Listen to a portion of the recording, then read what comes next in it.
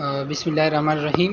Second unit आज हम start करेंगे, जो कि कंसेप्ट ऑफ द हेल्थ और डिजीज़ के बारे में है।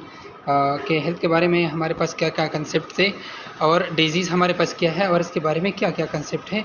एपिडेमियोलॉजी हेल्थ को किस तरह से देखती है, किस एंगल से देख रही है, और डिजीज़ को किस एंगल से एपिडेमियोलॉजी देख रही है। तो इसको आज हम पढ़ेंगे। तो आज की हमारी जो ऑब्जेक्टिव है तो हेल्थ, डिजीज़, वेल बीइंग के बारे में है। Define the concept of causation और अंडरस्टैंड दी हेल्थ इंडिकेटर्स। जो हमारे पास मुख्तलिफ हेल्थ इंडिकेटर हैं उनको हम जानने की कोशिश करेंगे इस लेक्चर में। अब हमारे पास हेल्थ क्या है, तो हेल्थ जो है वो टाइम टू टाइम वो उसका कंसेप्ट चेंज हो रहा था।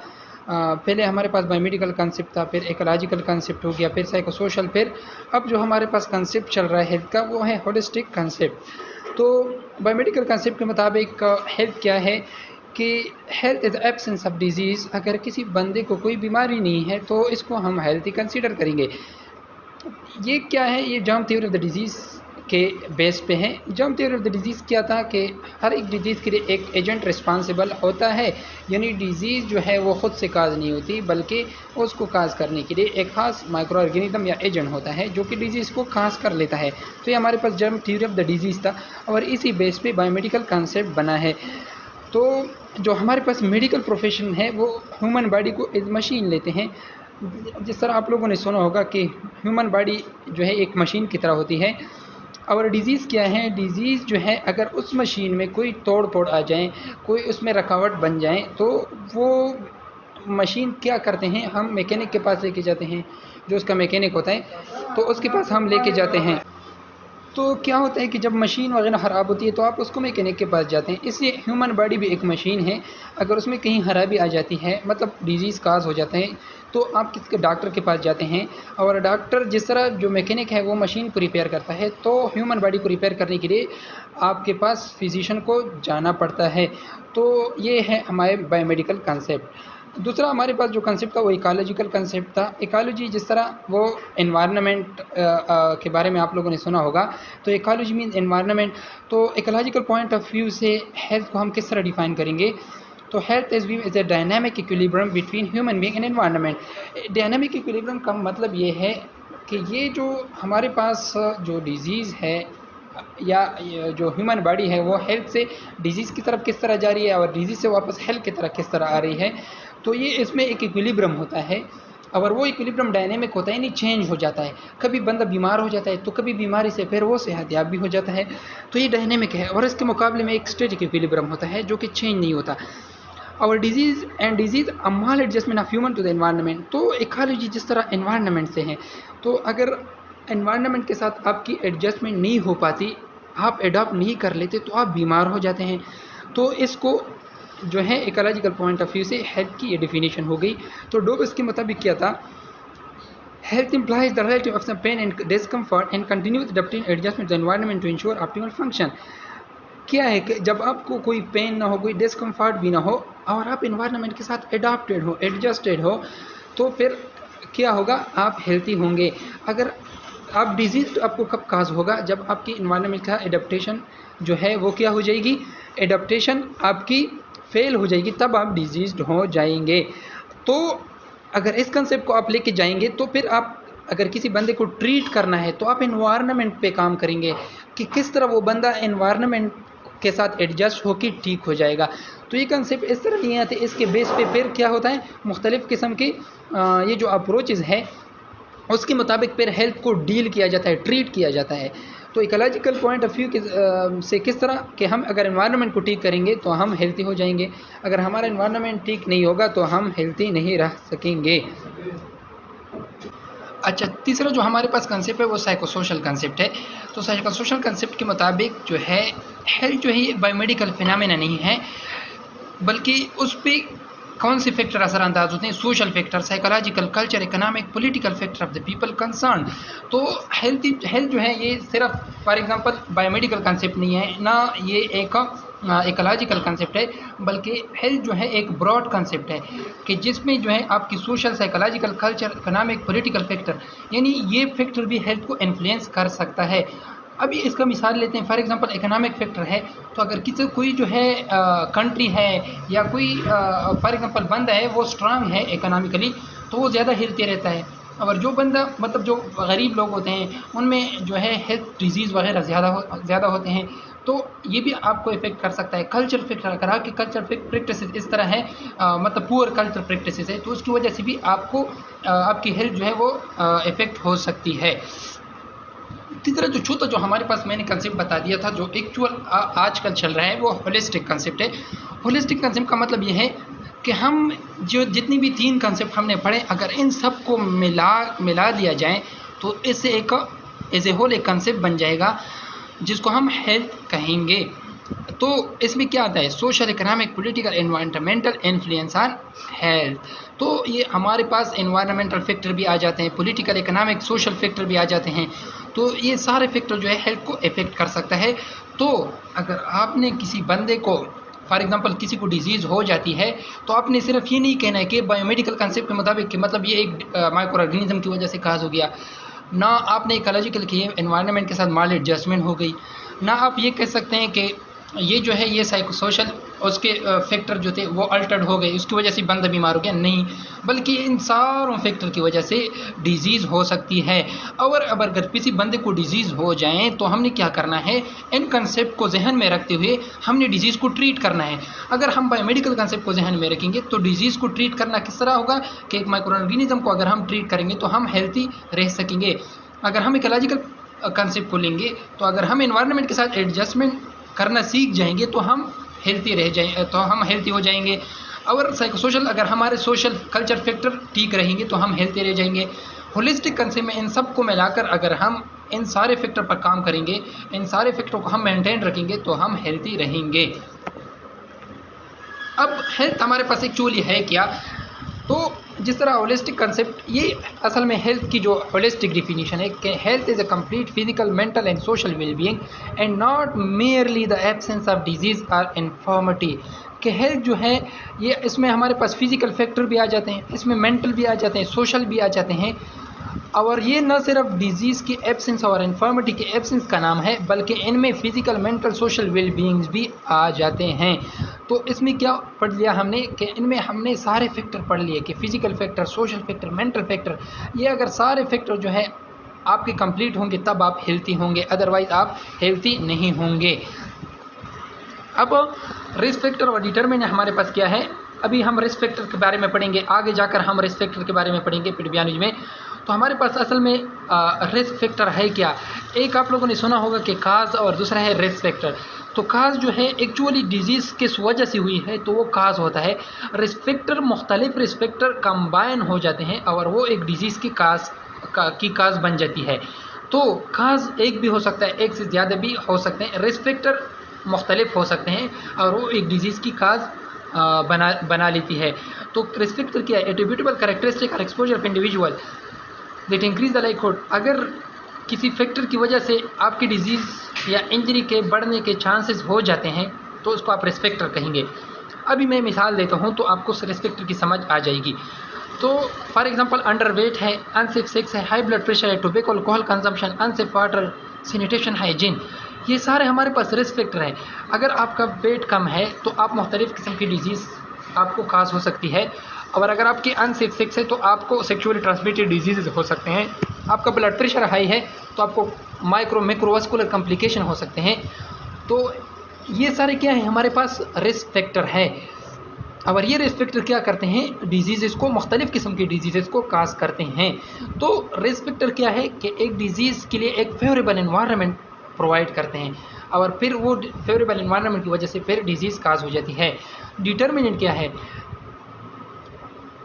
मुख्तलिफ़ किस्म के फैक्टर कंबाइन हो जाते हैं, मिल जाते हैं और वो क्या करते हैं? हेल्थ को इफ़ेक्ट करते हैं, इंडिविजुअल लेवल पे भी और कम्युनिटी लेवल पे भी हेल्थ को इफ़ेक्ट करे, तो इसको हम डिटर्मिनेंट कहेंगे। तो अभी जो हमने holistic concept of the health पढ़ा, तो हमने कहा कि हेल्थ जो है न सिर्फ physical, mental and social wellbeing है, न सिर्फ एब्सेंस ऑफ डिजीज़ है, बल्कि इसमें complete physical, mental, social wellbeing भी आ जाते हैं। तो हमारे पास मुख्तलिफ़ किस्म के हेल्थ फैक्टर होते हैं या हेल्थ डिटर्मिनेंट होते हैं जो कि हेल्थ को इफ़ेक्ट कर सकते हैं, जिसमें सोशो इकोनॉमिक फैक्टर्स है, फिज़िकल फैक्टर है, person individual characteristic and behaviour है। आप इसमें यहाँ पे आप ये जो सर्कुलर आपको नज़र आ रहा है इसमें सारे फैक्टर का, फॉर एग्जांपल फिज़िकल फैक्टर में कौन कौन से आते हैं? एयर है, वाटर क्वालिटी है, हाउसिंग है, कम्युनिटी डिज़ाइन है, ट्रांसपोर्टेशन है, नॉइस है, ये सारे जो है फिजिकल इन्वायरमेंट को बनाते हैं और उस वजह से आपका हेल्थ इफेक्ट हो सकता है। For example air pollution, water pollution, noise pollution, over population, जिस तरह हाउसिंग है और जिसमें मतलब मुख्तलिफ फॉर एग्जांपल टीबी की ज़्यादा वो हो जाती है, ज़्यादा चांसेस हो जाते हैं। कम्युनिटी डिज़ाइंस पे भी डिपेंड करता है कि कम्युनिटी किस तरह डिज़ाइन है, जो हाउसिंग है वो एक दूसरे से ज़्यादा करीब है या एक दूसरे के नज़दीक है, उसका सैनिटेशन सिस्टम किस तरह है और ट्रांसपोर्टेशन किस तरह चल रहा है, मतलब पब्लिक ट्रांसपोर्ट है या इंडिविजुअल पर्सनल ट्रांसपोर्ट है, रोड ट्रैफिक एक्सीडेंट कितने हैं, तो ये सारी चीज़ें इनको इफेक्ट करते हैं। फिर नॉइज़ पोल्यूशन इसमें आ जाता है। तो ये सारे फिजिकल एनवायरनमेंट को बनाते हैं। फिर हमारे पास सोशल एनवायरनमेंट आता है कि जिसमें एजुकेशन है, फीमेल स्ट्रक्चर है, डिस्क्रिमिनेशन है, हेल्थ सर्विसेज है, क्राइम एंड वायलेंस है। तो ये सारे आपके सोशल एनवायरनमेंट पर सोशल एनवायरनमेंट को बनाते हैं और उस वजह से आपकी हेल्थ जो है आपकी इफ़ेक्ट हो सकती है। फिर आपकी लाइफस्टाइल फैक्टर में कौन कौन से आते हैं, फॉर एग्जांपल आपके बिहेवियर किस तरह है, आप किस तरह की डाइट लेते हैं, आप जो है ना टोबैको हेल्थ जो रिस्क बिहेवियर है, जिस तरह टोबैको है, अल्कोहल है, वो आप लेते हैं कि नहीं लेते, एक्सरसाइज वगैरह आप करते हैं कि नहीं करते, ड्रग अब्यूज़ और सेक्सुअल एक्टिविटी। तो ये सारे आपकी क्या है लाइफस्टाइल एंड बिहेवियरल फैक्टर है और ये आपके हेल्थ को इफेक्ट कर सकते हैं।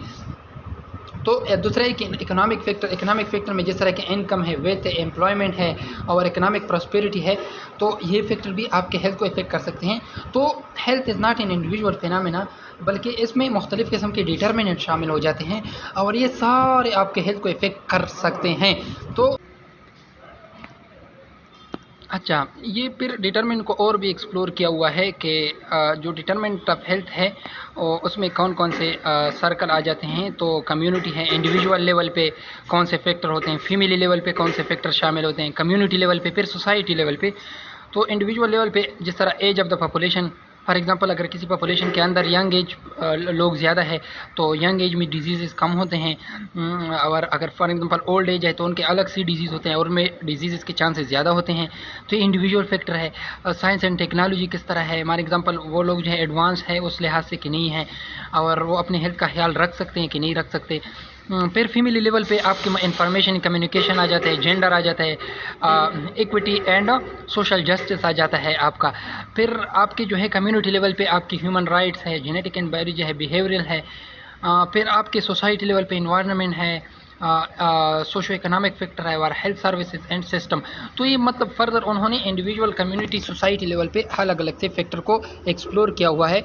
और इन फैक्टर का जानना हमें क्यों ज़रूरी है, इसलिए ज़रूरी है क्योंकि होलिस्टिक कंसेप्ट में हमने पढ़ा कि हेल्थ जो है वो मुख्तलिफ फैक्टर से इफ़ेक्ट हो सकती है और जब हमें मुख्तलिफ फैक्टर का पता होगा कि ये फैक्टर हेल्थ को इफेक्ट कर सकते हैं तो उसके मुताबिक हम जो है इसके मुताबिक प्रिवेंटिव मेजरमेंट कर सकेंगे, उसके मुताबिक हम अपने ट्रीटमेंट को कर सकेंगे।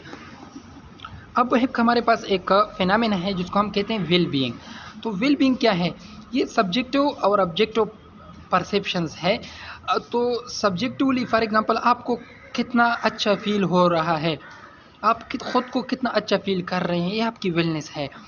और आप कितना पॉजिटिव फील कर रहे हैं हेल्थ के हवाले से खुद को, ये आपकी सब्जेक्टिव परसेप्शन है। और दूसरा बंदा आपको किस तरह देख रहा है, ये आपके ऑब्जेक्टिव परसेप्शन है। तो वेल बीइंग क्या है, it's both an objective perception and subjective perception. मतलब ये है कि वेल बीइंग जो है आपके अपने लिहाज से भी है और लोगों के लिहाज से भी आपकी वेल बीइंग आ जाती है। और वेल बीइंग को आगे हम पढ़ेंगे कंटिन्यूम के थ्रू के वेल बीइंग का असल में मतलब मकसद क्या है और हेल्थ से वेल बीइंग को हम किस तरह सेपरेट कर सकते हैं। तो वेल बीइंग का जो कंसेप्ट है वो क्या है, जिस तरह मैंने बता दिया, वेल बीइंग ऑफ इंडिविजुअल और group of individual has several component. और उसका क्या है, स्टैंडर्ड ऑफ लिविंग और level of living and quality of living. तो इनमें स्टैंडर्ड ऑफ लिविंग भी आ जाता है और क्वालिटी ऑफ लिविंग भी आ जाता है। तो इनमें दोनों फैक्टर आ जाते हैं। तो well being of individual has objective, जिस तरह मैंने बता दिया कि ऑब्जेक्टिव, अब स्टैंडर्ड ऑफ लिविंग जो है ये ऑब्जेक्टिव होता है या लेवल ऑफ लिविंग भी आप उसको कह सकते हैं कि आपकी जो स्टैंडर्ड जो लाइफ स्टैंडर्ड है वो किस तरह है। फॉर एग्जांपल आप हेल्थ रिलेटेड बिहेवियर को अडॉप्ट कर रहे हैं कि नहीं कर रहे हैं, आप जो है अपने हेल्थ का ख्याल रख रहे हैं कि नहीं रख रहे हैं। तो ये आपकी ऑब्जेक्टिव फाइंडिंग है और ये आपके स्टैंडर्ड ऑफ लिविंग में आ जाते हैं। और सब्जेक्टिव में आपकी क्वालिटी ऑफ लाइफ किस तरह है, तो ये आपके सब्जेक्टिव फीलिंग्स हैं जो आप खुद महसूस करते हैं और दूसरा उसको फिर महसूस नहीं कर सकता।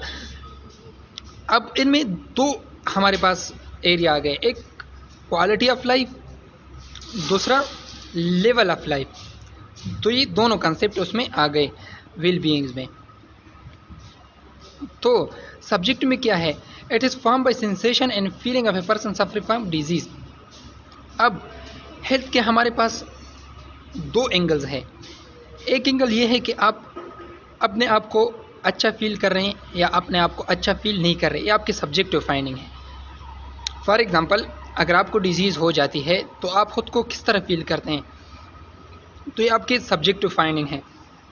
ऑब्जेक्टिव फाइंडिंग क्या होगा, it's base is form by objective parameter obtained by measure of the structure and function of person during disease। For example, आप को दूसरा बंदा जब देख लेता है, आपके वाइटल साइन कर लेते हैं, ब्लड प्रेशर आपका किस तरह है, आपकी जो है ना कोलेस्ट्रॉल लेवल क्या है, तो ये सारे ऑब्जेक्टिव पैरामीटर में आ जाते हैं। तो ये एक हेल्थ का दूसरा एंगल है। तो quality of link evaluated by assessing the person subjective feeling of happiness और हैप्पी। तो क्वालिटी ऑफ लाइफ को आप किस तरह असेस कर सकते हैं, तो जिस तरह हमने कहा कि quality of life is subjective feeling, तो आप इसको किस तरह असेस कर सकते हैं, बंदे से पूछ लेते हैं कि how much happy you are, क्योंकि किसी की हैप्पीनेस और अनहैप्पीनेस को आप मेजर नहीं कर सकते, बल्कि वो बंदा आपको बताए कि मैं ज़्यादा खुश हूँ, कम खुश हूँ, मैं खफा हूँ, तो ये सब्जेक्टिव फाइंडिंग है आपके पास। तो जिस तरह मैंने बता दिया कि वेल बीइंग या वेलनेस जो है, इसको हम कंटिन्यू के ऊपर अगर आप ड्रा करेंगे तो आपके पास कौन कौन से उसमें डायमेंशन आ जाते हैं। तो अगर आप हेल्थ इलनेस कंटिन्यूम इसको कहते हैं, अगर आप इस पे हेल्थ को ड्रा करेंगे तो हमारे पास क्या क्या आ जाते हैं। तो ये अगर आप लोग देख लें, एक हमारे पास एक नॉर्मल हेल्थ है,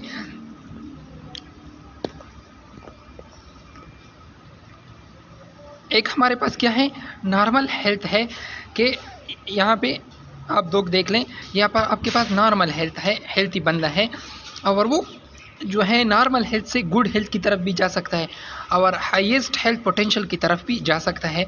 फॉर एग्जांपल, अगर आप हेल्थी हैं और इसके बाद आप एक्सरसाइज भी करते हैं, आप जो है ना हेल्थी डाइट भी खाते हैं, रिस्क बिहेवियर से भी बचते हैं, तो आप किस तरह जाएंगे, गुड हेल्थ की तरफ जाएंगे और फिर गुड हेल्थ से हाईएस्ट हेल्थ पोटेंशियल की तरफ जाएंगे।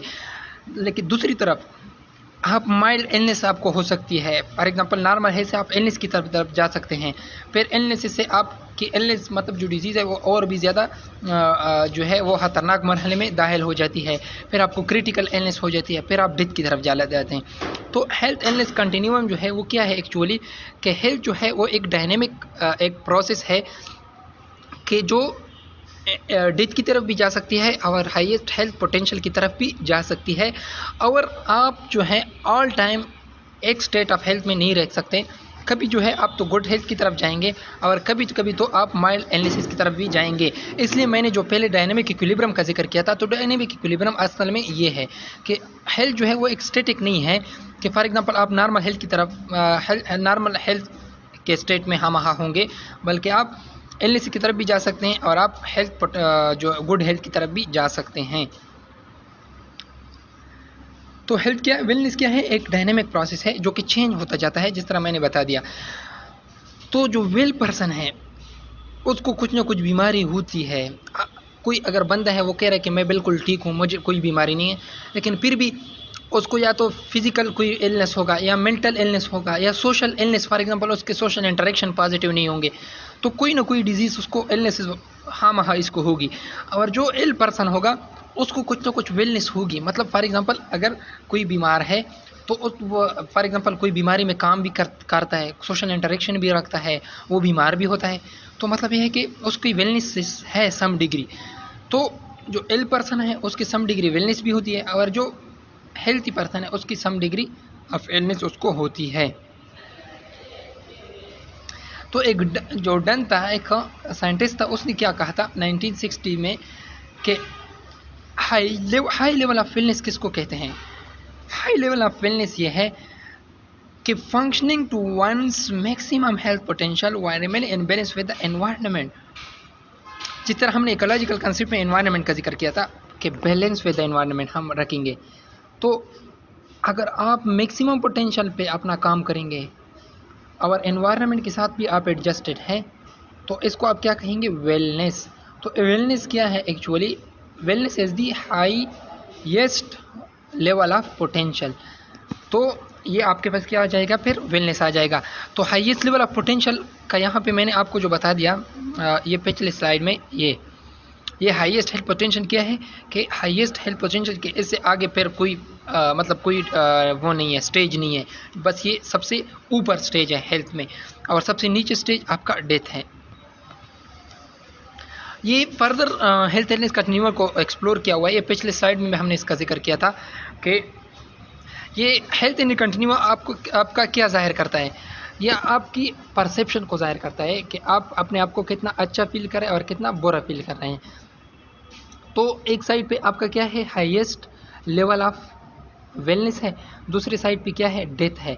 तो आपका दरमियान में क्या है, ये अगर आप लोग दरमियान में देख लें तो आपके पास एक नेचुरल पॉइंट है। तो नेचुरल पॉइंट का मतलब यह है कि आप उससे हेल्थ की तरफ भी जा सकते हैं और आप उससे जो है ना डेथ की तरफ भी जा सकते हैं।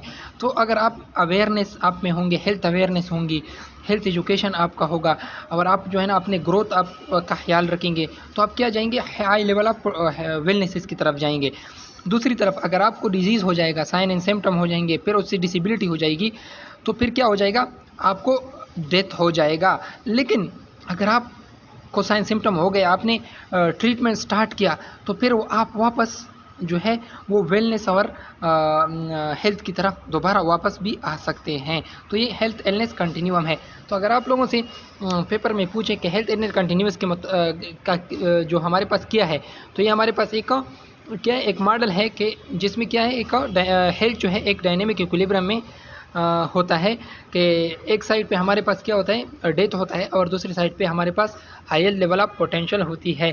और जो हेल्थ है वो स्टैटिक नहीं रहता, बल्कि वो एवर मतलब टाइम के साथ चेंज होता रहता है। अब वेलनेस कौन कौन से डायमेंशन है, तो हमारे पास उसके मुख्तलिफ़ किस्म के environmental, occupational, spiritual, physical, emotional, social, ये सारे हम एक एक को पढ़ेंगे इंशाल्लाह।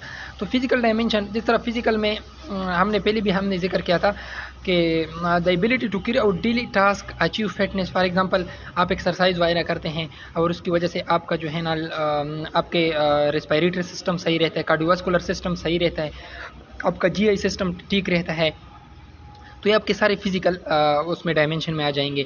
और आप मेंटेन एडिक्वेट न्यूट्रिशन और प्रॉपर बॉडी फैट्स और अवॉइड अब्यूजिंग ड्रग्स और अल्कोहल, और ये सारे क्या ये डिजीज़ की तरफ जाते हैं। और ये इन चीज़ों का अगर आप ख्याल रखेंगे तो आप क्या, ये आप आपकी कौन से डायमेंशन में आएंगे, फिजिकल डायमेंशन में आएंगे। तो एमसीक्यूज़ इस तरह आ सकता है कि फॉर एग्जांपल जो आपके जो एडिक्वेट न्यूट्रिशन है या बॉडी फैट है या अवॉइडिंग अल्कोहल है, ये वेलनेस इसकी कौन सा डायमेंशन है, तो आप बता सकते हैं कि इसका फिजिकल डायमेंशन है। सोशल डायमेंशन में क्या आ जाता है, उसमें सोसाइटी से है और इंटरेक्शन से है कि the ability to interact successfully with the people and with in the environment. आप जो है आपका लोगों के साथ इंटरेक्शन किस तरह है। फॉर एग्जांपल आप आइसोलेशन की तरफ तो नहीं गए हैं, आपका सोशल इंटरेक्शन पॉजिटिव है, मतलब ये है कि with the family, with the friends, ये या आपका पॉजिटिव नहीं है। तो अगर आपका सोशल इंटरेक्शन पॉजिटिव नहीं है तो क्या है, तो according to the concept of health, तो health is not as a complete physical, mental and social wellbeing, तो आप हेल्थी नहीं हैं। दूसरा हमारे पास इमोशनल आ जाता है। इमोशनल में ये है कि फॉर एग्जांपल अगर कोई आप स्ट्रेस को किस तरह मैनेज कर लेते हैं और इमोशन को आप किस तरह एक्सप्रेस करते हैं। फॉर एग्जांपल अगर कोई गम के मौके पर हम अपने जो है ना अपने एक्सप्रेशन किस तरह आप उसको फीलिंग को एक्सप्रेस करते हैं, और कोई खुशी होती है तो आप एक्सप्रेशन को किस तरह फील करते हैं। जिस तरह मेंटल हेल्थ होता है ना, मेंटल हेल्थ में मेंटल डिसऑर्डर्स होते हैं कि जिसमें बंदा जो है खुशी के मौके पर वो जब बंदा डिप्रेशन में चला जाता है तो उसको ना खुशी की कोई वो परवाह होती है, ना गम की कोई परवाह होती है, क्योंकि उसका जो इमोशनल इंटेक्ट होता है वो ख़त्म हो जाता है, लॉस हो जाता है। तो इमोशनल इलनेस में क्या कहते हैं, the ability to recognize, accept and express feeling, के आप सही टाइम पे सही फीलिंग को एक्सप्रेस करना। कि फॉर एग्जांपल आपको गुस्सा आ जाता है, आप सही टाइम पे इसको किस तरह एक्सप्रेस करते हैं। आपको जो है ना फॉर एग्जांपल आपको खुशी को आप अप्रोप्रिएटली एक्सप्रेस करते हैं, तो ये आपके इमोशनल डायमेंशन में आ जाते हैं। इंटेलेक्चुअल में क्या आते हैं, फॉर एग्जांपल आप अपने इन्फॉर्मेशन को किस तरह यूटिलाइज़ कर रहे हैं personal, family and career development के लिए। फॉर एग्जांपल अगर आपका जो है मेंटल, इंटेलेक्चुअल मीन्स आपकी जो मेंटल लेवल है वो किस तरह है, आप किस तरह प्रॉब्लम को सॉल्व करते हैं, आपके पर्सनल जो मैटर्स होते हैं, फैमिली मैटर्स होते हैं, या आपके करियर डेवलपमेंट के हवाले से आपके जो इश्यूज होते हैं आप इसको किस तरह डील करते हैं, तो आपके इंटेलेक्चुअल डायमेंशन में आ जाते हैं। फिर आपके स्पिरिचुअल है, स्पिरिचुअल जो है क्या है, belief in some force. Spiritual मतलब ये है कि जो आपके रिलीजन से रिलेटेड, कि फॉर एग्जांपल आप रिलीजन से कितना जो है इंटैक्ट है, क्योंकि जो लोग रिलीजन से इंटैक्ट होते हैं तो वो क्या होते हैं, वो रिलीजन को जो जो लोग फॉलो करते हैं तो उनको आप क्या करते हैं, उनको आप हेल्थी कंसीडर करते हैं, क्योंकि जो रिलीजियस प्रैक्टिस होते हैं वो मोस्टली क्या होते हैं, वो आपके हेल्थी बिहेवियर को वो प्रमोट करते हैं मोस्टली। फॉर एग्जांपल अगर आप रिलीजन इस्लाम की बात करें तो उसमें सारे वो चीज़ें हराम हैं जो आपके हेल्थ के लिए अच्छी नहीं हैं। अगर आप किसी भी चीज़ के ऊपर वो करें, रिसर्च करें, तो एक्चुअली वो आपके हेल्थ को क्या करते हैं, खराब करते हैं, इसलिए आपके लिए मना किया गया है। तो अगर आप स्पिरिचुअल इंटेक्ट है तो आप जो है ना क्या होंगे, हेल्थी रह सकते हैं, अदरवाइज आप हेल्थी नहीं रह सकते। तो ये आपका स्पिरिचुअल डायमेंशन होगा। ऑक्यूपेशनल में क्या है, फॉर एग्जांपल आप जो है जॉब करते हैं और जॉब के साथ साथ आप अपने एक्सरसाइज, अपने हेल्थ का किस तरह ख्याल रखते हैं, आप जो है ना अपने फिटनेस का क्या क्या ख्याल रखते हैं। तो आप इसको जो जॉब लाइफ है और जो आपके होम लाइफ है, जो आप जब आप घर जाते हैं, हॉस्टल जाते हैं, तो उसके साथ आप किस तरह बैलेंस में रहते हैं, तो ये आपके क्या आ जाते हैं, ऑक्यूपेशनल हेल्थ में आ जाता है। एनवायरमेंटल में क्या आ जाते हैं, आप जो है standard of living, for example आप जो है नॉइस, वाटर, एयर पोल्यूशन, इन सारी चीज़ों से आप बच जाते हैं। जो एनवायरमेंटल हैज़र्ड्स हैं उनसे आप बचते हैं। आपकी स्टैंडर्ड ऑफ लिविंग अच्छी है, आपकी क्वालिटी ऑफ लाइफ अच्छी है, तो आप क्या है, आपका जो एनवायरमेंटल डायमेंशन ऑफ वेलनेस है वो आपका सही रहेगा, तो इसकी वजह से आप हेल्थी रह सकेंगे।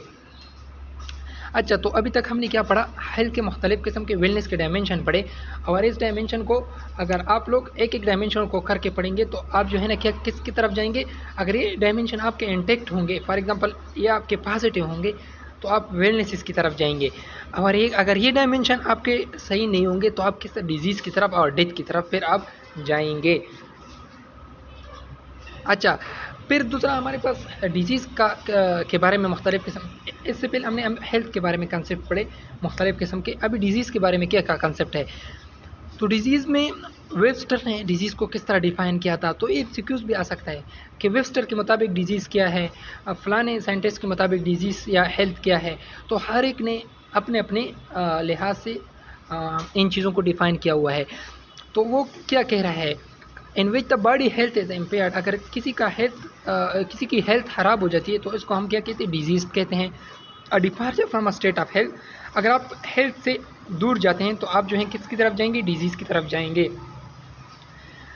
अगर आपके वाइटल फंक्शन है, फॉर एग्जांपल आपकी ब्रीथिंग है, आपकी वस्कुलर कार्डियोवास्कुलर फंक्शन है, और आपकी जो है ना बॉडी मूवमेंट्स है, जीआई फंक्शन है, अगर ये सारे फंक्शन आपके इंटरप्ट हो जाते हैं या उनमें से कोई भी फंक्शन इंटरप्ट हो जाता है तो आप डिजीज़ का शिकार हो जाते हैं। ऑक्सफोर्ड डिक्शनरी के मुताबिक क्या है disease, a condition of the body or some part of organ of the body in which the function are disturbed और डिरेंज।